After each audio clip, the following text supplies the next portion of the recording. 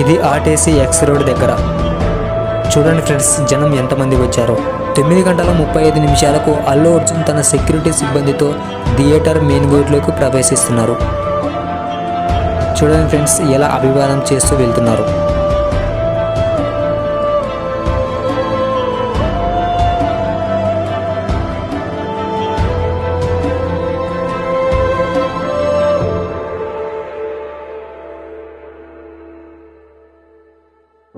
సుమారు 9:35 నుండి 9:40 మధ్య లోయర్ బాల్కనీకి దారితీసే గ్రిల్ గేటు మార్గంపై జన ప్రవాహం పెరగడంతో గ్రిల్ గేట్ విరిగి తొక్కిసలాటకు దారితీసింది.